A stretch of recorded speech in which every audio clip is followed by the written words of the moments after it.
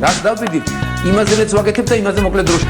შეიძლება მართლაც ევროპაც გავავოცო. Поздравляю весь личный состав. კარგი მანევრია ძალიან. დიაპოლოვაში გადაცემდა. ვაშა გადაცემის სახელით მოგესალმებით. თენგის გოგოტიშვილის პოდკასტი. გვიყურეთ, მოგვიწონეთ და გამოგვიწერეთ ყველა პლატფორმაზე: YouTube-ზე, Facebook-ზე, Instagram-ზე და TikTok-ზე.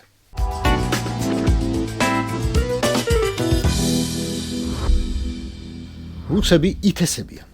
ჯერ სირიაში, ჯერ ერთი ბაზიდან, მაგრამ გამოთქმა რუსები ითესებიან იმდენად კარგად ჟღერს, რომ უნდა გავიმეორო. მართლა ითესებიან. ერთ დღეში დამთავრდა რუსული სამხედრო ბაზა ქამიშლი, რომელიც 2019 წელს ჯიღის დიდი ბრაგუნით დაიწყო ზედ თურქეთის საზღვარზე. მასშტაბურად დაიწყო. სუ 30-ები, S-400-ები, პანცირები, ვერტფრენები, სამხედრო პატრულირება. ეს ყველაფერი მიილია ნელ-ნელა. ჯერ უკრაინას შეჭრა მოითხოვა ავიაციისა და საჰაერო თავდაცვის გადასროლა. შემდეგ კი ასადის გაქცევისა და რეგიონში თურქეთის სრული გავატონების შემდეგ რუსმა ფუნქცია დაკარგა საერთოდ. და რაც დარჩენილი ჰქონდა, ერთ დღეში აიხიბაკა და სატვირთო თვითმფრინავები წაიღო. ზოგი ცნობი სირიის კიდევ ერთ ბაზარზე, ლატაკიაში, სხვა ცნობებით სამშობლოში, ანუ ისე უკრაინის ფრონტზე. ქამიშლიში დარჩა სავარჯიშო რკინაკავეულობა და ნაგავი.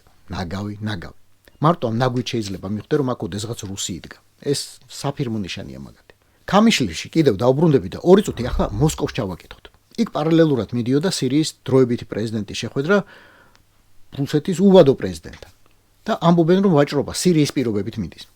დაგიტოვებთ იმ ორ ბაზას თუ ბაშარ ასადს გადმოგცემთო. ეგ მარტივი საქმე არ იქნება და პუტინი ასე შორს ვერ წავა. მაგრამ მეორეს მხრივ ძალიან რომ სჭირდება базები სირიაში. თუნდაც პრესტიჟისთვის და იმედისთვის, რომ ოდესღაც ახლო აღმოსავლეთში ისევ ანგარიშგასაწევ ძალად იქცევა. Чтобы регион Ближнего Востока находился в лучшем состоянии стабильности и развития. ახლა კი დაპირებისამებრ სირიაში დავბრუნდეთ, ქამიშლის ბაზაზე. რუსების გაქცევის შემდეგ სირიელი ჟურნალისტები შევიდნენ იქ და გადაიღეს რა დახვდათ. და მაგვის გარდა ყველაზე საინტერესო რა გადაიღეს. კარგად დააკვირდით კადრს. აი ამ კადრს, რას ხედავთ? ამ წყეულ სამფერ დროშას. დროშა დატოვეს. დროშები. რუსის არმია რომ მართლა არმია იყოს და არა ბალაგანი, იმ თვითმფრინავებს სადაც გაფრინდნენ, ასაფრენ ზოლზევე უნდა დახვედრო და სამხედრო პოლიციას და ბორკილები დაედო ბაზის ყოფილი მეთაურისთვისა და მისი მოადგილეებისთვის. დროშის დატოვება თან ორი დროშის დატოვება ჯარისკაცისთვის არის სამშობლოს ღალატი. ეს არა ინვენტარის ნაწილი, როგორც ნიფხავი და პარტიანკა, თუმცა ეგეც ცალობით გეძლება. ეს არის შენი სამშობლოს ნაწილი, სამშობლოს ღირსება, სამშობლოს პატივი, რავი, სადღეგრძელოება თქვენ გააგრძელეთ უკვე. მოკლედ, დროშის მიტოვება დანაშაულია. იმიტომ რომ ახლა ვინც მაგას ჩამოხსნის, რა ვიცი, ქურთი იქნება თუ არაბი, აუცილებლად ფეხით შედგებაზე დააფსავს და ამის ვიდეოსაც გამოაქვეყნებს აუცილებლად. ამდენი ესმოდა 23 წლის სერჟანტ ანწუხელიძეს და ამას შესწირა თავი. ამდენი არ ესმით რუსის პოლკოვნიკებსა და გენერლებს. ტერორისტულმა სამშობლომ ამ ხელაბაზის მეთაურობა რომ ჩააბარა.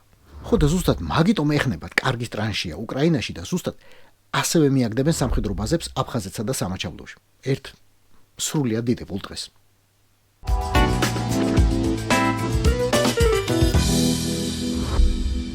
ბოლო ამბავი.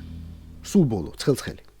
სვერდლოვსკის ოლქში უკრაინიდან დაბრუნებული რუსი მებრძოლი წინაკვირაში 10 წლით ჩააყუდეს საკუთარ გერებზე სექსუალური ზალადობისთვის.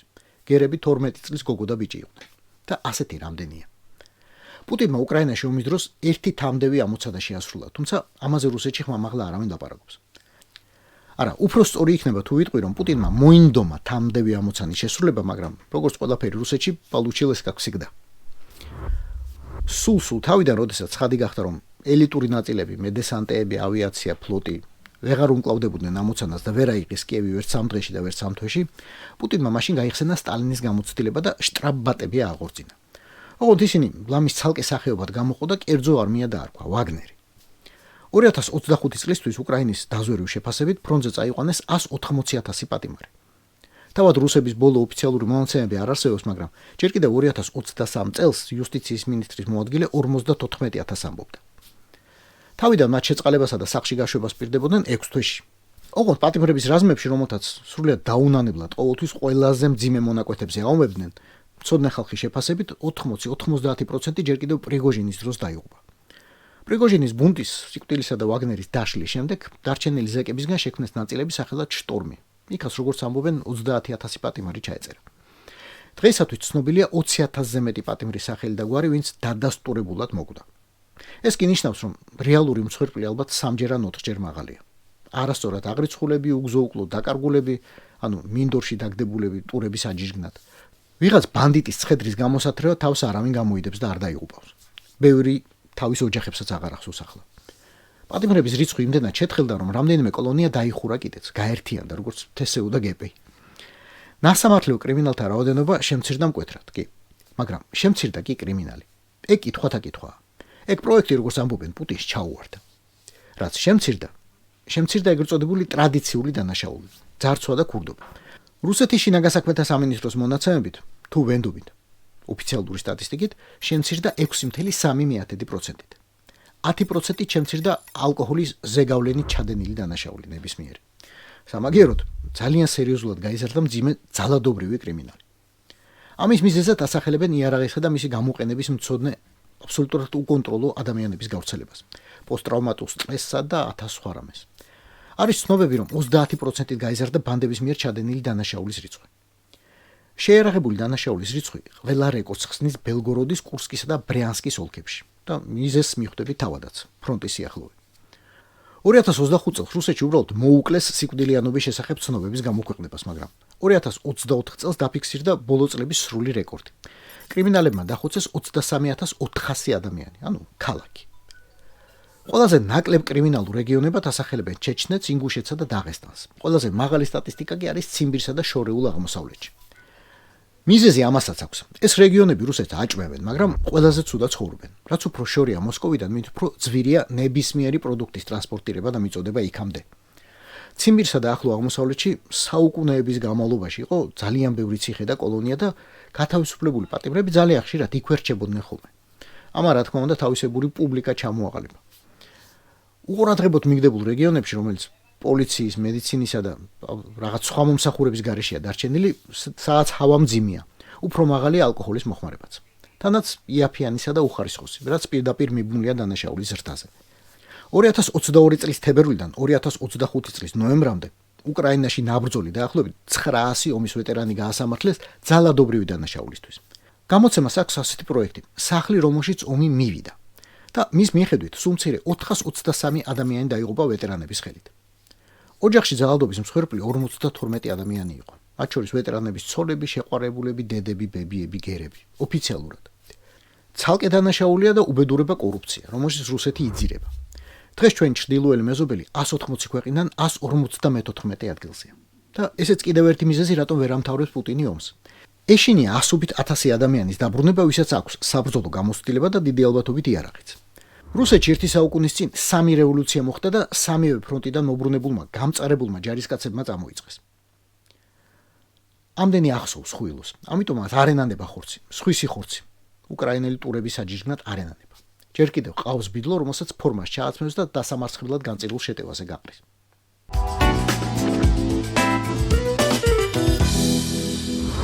არ მკითხოთ საიდან, როგორ და როდის მოუხდი ამ ჯგუფში. არ ვიცი. ასე უცებ Facebook-ში ამომივარდა განცხადება ანონიმური მონაცილის სახელით. ვყიდი ლენინის ორდენს, ოქრო პლატინა, სულ $5000. იქვე წავიდა ღარჩევა ღირს არ ღირს. რუსეთში ეგეთები 3200 იყიდება, 5000 ძვირიაო მცოდნეებმა. ნაღმა მყიდველმა რა ნომერია საბუთი მოყვება თუ არაო. მე ფასი არ გამკვირვებია, ოქრო და პლატინაა ბლუბლუ. ის რაც ფოტოზე ჩანს, ყველაზე გვიანდელი დიზაინის ორდენია. ხო, სხვათა შორის ლენინის ორდენმა 4 ჯერ გამოიცვალა დიზაინი. ოქრო აქ არის 29 გრამი, პლატინა 3 გრამამდე. ოქროს გრამი ღირს $140-მდე. უხეშად დაამრგვალეთ 29-ზე გაამრავლეთ და ეგაა.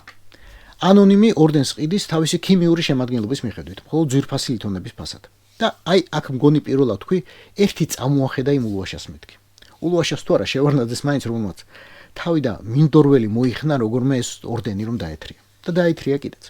სოციალისტური შრომის გმირის ორდენთან ერთად. და რის ფასად? 70-იან წლებში ცეკას პირველი მდივანი რომ იყო, უცებ მრავალჯერ გაზარდა ღვინის წლიური წარმოება საქართველოში. ასხეს და ასხეს ღვინო ქარხნებმა. ბოთლები აღარ ყოფილდათ იმდენი წყალი და შაქარი გაუშვეს საქმეში. საბჭოთა კავშირი იყო გაიტანეს მერე ყველაფერი და ყველაფერი გაყიდეს. მაინც სარიელი იყო საბჭოთა მაღაზიების დახლები. ამ სრულიად ტიტანური შრომისა და უნიკალური შედეგისთვის საბჭოთა კავშირის კომპარტიის ცენტრალური კომიტეტის პოლიტბიუროს კანდიდატი, საქართველოს ცენტრალური კომიტეტის პირველი მდივანი ამხანაგი ედუარდ ამბროსიძე შევარნაძე დამსახურებულად დაჯილდოვდა შრომის გმირისა და ლენინის ორდენით. Орден Ленина удостоен Эдуард Амбросиевич Шаваранзе, кандидат в члены Политбюро ЦК. Научился, Эдуард, научился.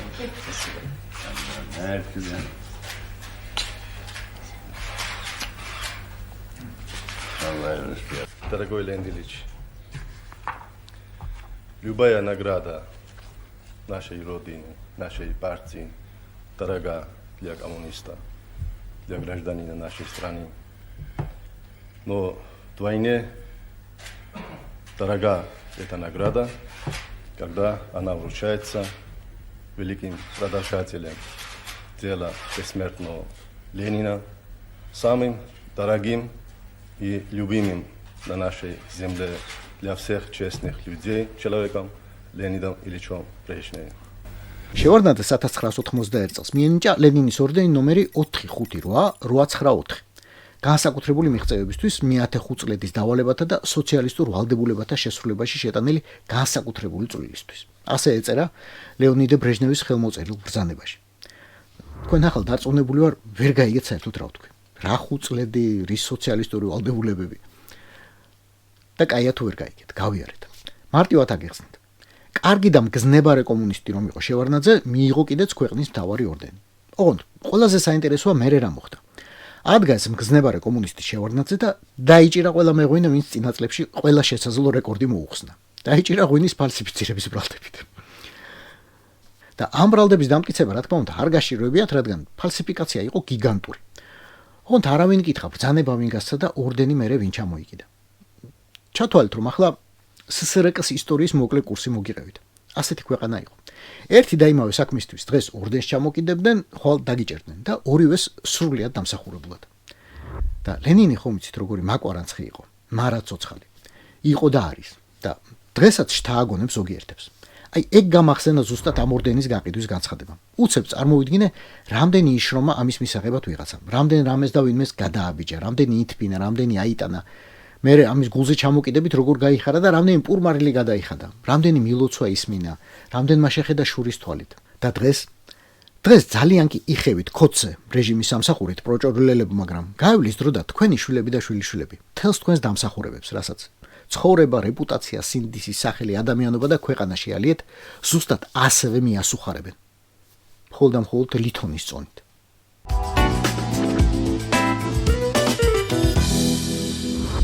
გონიათ ქოცობა მხოლოდ ქართული მოვლენაა? აბა კი. ქოცი შეიძლება მალაიზიაშიც დაიბადოს. მეტიც, დიდი მოხელე ჩიქვანიც გახდეს. აგერ მალაიზიის რელიგიების მინისტრმა ზულფიკლი ჰასანმა ქვეყნის პარლამენტში გამოსვლისას განაცხადა, რომ არასაკმარისმა ლოცვამ და ზედმეტმა სტრესმა სამსახურში შეიძლება ადამიანი გააგეიოს, ანუ LGBTQ-ს წევრად აქციოს. ხალხმა რომ ყურიც ხვიტა ეს რაებს ლაპარაკობს ამ ხელა მინისტრი კაციო, წერილობითაც დაადასტურა, ნამდვილად ასეაო. ზედმეტი დაძაბული მუშაობა შეგიცვლით ორიენტაციას თუ ლოცვა არ შეაშველეთო. და მიაყოლა 2017 წლის სამეცნიერო კვლევაში წერია ეგო. ის კვლევა მგონი არავის უნახავს, მაგრამ მინისტრი ამბობს და ხა ხო არ მოიტყუება. ზულფიკლი ჰასანი თქვენ ვიღაც ბოგანო ხო არ გეგონათ. მინისტრობამდე და სენატორობამდე ქვეყნის ისლამური უნივერსიტეტის ვიცე-რექტორი იყო. განათლება კი საერთოდ დიდ ბრიტანეთში აქვს მიღებული. და დღესაც იწვევენ ძალიან ხშირად დასავლეთში საერთაშორისო კონფერენციებზე ძალიან საპატიო სტუმრად და მისი აზრი ისლამზე, ზოგადად რელიგიასა და თანამედროვეობაზე ძალიანაც აინტერესებთ. თუ მუშაობა მაინც გიწევთ, ბევრი ლოცვა მიაყოლეთ, თორემ აი ნახდად გაგეევდებითო. მალაიზია იცით ალბათ ძალიან კაცრი ქვეყანაა. კაცი კაცია და ქალი ქალია იქ. ეგეთების გამო შეიძლება 20 წლით მოხვდეთ ციხეში. შეიძლება ციხემდე ჯერ გაგროზგონ და მერე მაინც ჩაქვსვან. მაგრამ მალაიზია ახლა შედარებით ნაკლებად მაღლობს, ვიდრე საქართველოს თუნდაც. შემიჩნდა ფიქრი და აღარ მასვენებს. ეს ჩვენი პატივცემული ბატონი ირაკლი, ბატონი შალვა, ბატონი მამუკა, ქალბატონი რამინა, ქალბატონი თეა, ბატონი მიხეილი, ქალბატონი მაკა და რას ვთაურია ბატონი ბორისი. დღესა და ღამეს რომ ასწორებენ მამულზე ზრუნვაში. მუხლ ჩაუხრელად რომ შრომობენ ჩვენთვის. აქეთ ფასებს ეჭიდავებიან, იქეთ უნივერსიტეტებს აერთებენ, აქეთ deep state-ს ებრძვიან, იქით კიდევ რაღაც ახალ კანონებს წერენ შაბათ-კვირისა და დასვენების დღეების გარეშე. ეგენი როგორ არიან? ძალიან ხომარიღლებით ხალხო. როგორ უძლებთ ამ სტრესს? ლოცვას თუ მაინც ასწრებთ, თორემ იხილეთ მერე 2017 წლის კვლევა. თავს გაუფრთხილდით ხალხო და ტრაქსაც. და ეს იყო ვაშე გადაცემა. თენგიზ გოგოტიშვილის პოდკასტი. გვიყურეთ, მოგვიწონეთ, გამოგვიწერეთ. YouTube-ზე, Facebook-ზე, Instagram-სა და TikTok-ზე. რას დავიდით? იმაზე მეც ვაგეთებ და იმაზე მოკლედ დროში. შეიძლება მართლაც ევროპაც გავაუწყო. Поздравляю весь личный состав. კარგი მანევრია ძალიან. Я помню очень гадаться.